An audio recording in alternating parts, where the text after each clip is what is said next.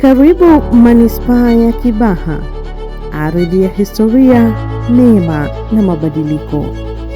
Hii ndio manispaa iliyopo makao makuu na kitovu cha mkoa wa Pwani. Manispaa iliyojaa mandhari ya kuvutia na watu waliojaa ukarimu, waliobobea kwenye mshikamano, maarifa na juhudi katika maendeleo mbalimbali.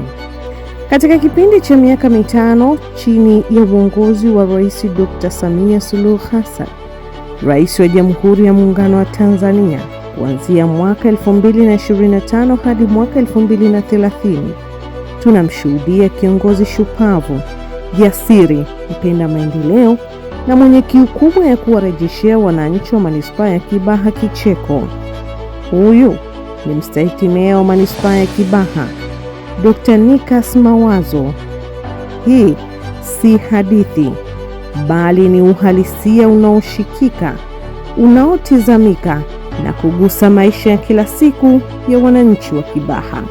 Katika historia, tunaishuhudia jamii ya manispaa ya Kibaha ni jamii yenye usawa wa kijinsia, ambapo wanawake wengi hujishughulisha na kilimo na biashara ndogo ndogo. Vijana, licha ya changamoto za ajira, sasa wamepata mwanga mpya kupitia miradi mbalimbali ya maendeleo ya ujuzi na uwezeshaji iliyoanzishwa na serikali. Sasa katika muktadha wa kuongeza ajira kwa vijana, sisi manispaa ya Kibaha ndio tunaongoza kuajiri vijana wengi kuliko sehemu yoyote katika nchi, kwa sababu ya viwanda vilivyokuwepo. Lakini katika viwanda tu vilivyokamilika ambavyo ni 109 vinavyofanya kazi, viko viwanda vingi vinajengwa kwa kasi katika manispaa ya Kibaha, na vyenyewe vinakwenda kukamilika muda sio mrefu. Tunakwenda kuongeza ajira kwa vijana wetu. Mpaka miaka 5 ya Mheshimiwa Samia Suluhu Hassan, rais wetu wa Jamhuri ya Muungano wa Tanzania, inapokwenda kukamilika, tutakuwa na zaidi ya viwanda 500 katika manispaa. Tumeandaa kongani za viwanda. Manispaa imejipanga kuwawezesha wawekezaji, kuwapunguzia gharama za uwekezaji. Wakati mwingine watakapokuja na wakaonekana wanakwenda kuzalisha vizuri, hatutaona shida kuwapunguzia hata gharama za ardhi, ikiwa ni pamoja hata na kuwapatia bure, lakini waongeze ajira kwa vijana wetu. Kwa hiyo vijana wetu kwa hapa manispaa ya Kibaha ndio manispaa inayoongoza kwa ajira kwa vijana, lakini pia inaongoza kwa kuchangia kwenye pato la taifa. Hawa ni walipa kodi wakubwa. Wote hawa wenye viwanda vikubwa, hawa ni walipa kodi wakubwa.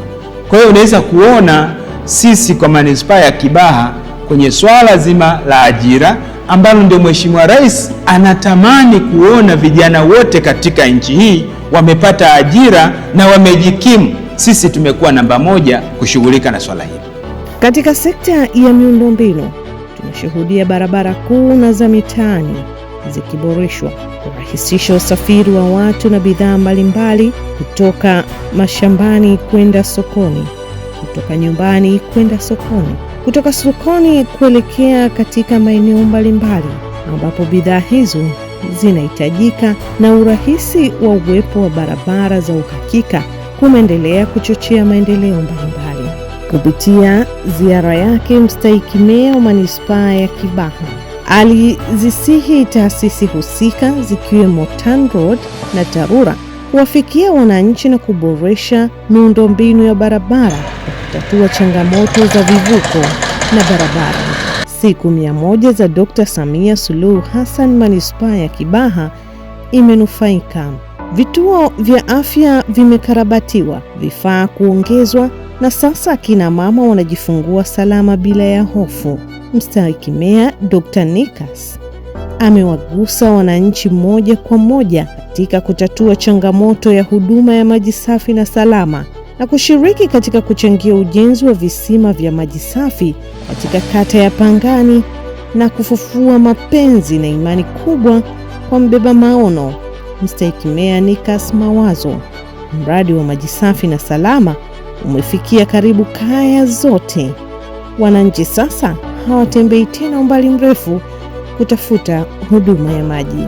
Kisima hichi tulikipata kwenye ziara ya Mstahiki Meya wa Manispaa ya Kibaha. Katika ziara yake aliyokuja ya kutaka kujua kero za wananchi, ilitokea sisi kwa kiherehere chetu ili kupata maendeleo. Sisi tulikuwa mbele, basi wenye viti watatu tukajitokeza pale na wengine wa mitaa mingine. Katika kuhojiwa maswali, meya akaona kuna haja ya kupata visima kwa sababu maji ya Dawasco hatuna.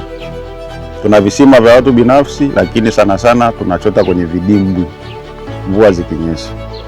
Sasa meya alihoji maji yanapatikana au hayapatikani. Sisi tukasema maji yanapatikana kwa sababu kuna wananchi wengine wamechimba.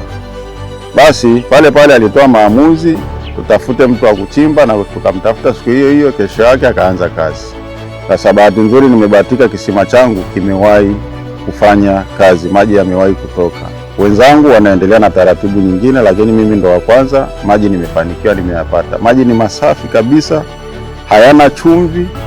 Wananchi wanapikia, wanakunywa, wanafua, na watu wengi wanaofanya ujenzi kwenye majumba yao wanakuja kuchukua maji hapa. Kwa kweli zamani tulikuwa tunapata shida sana ya maji. Yaani maji tulikuwa tunanunua ndoo 300, afu maji na hayaeleweki. Tunashukuru sana kupata maji kwenye mtaa wetu, kwa kweli tumefurahi.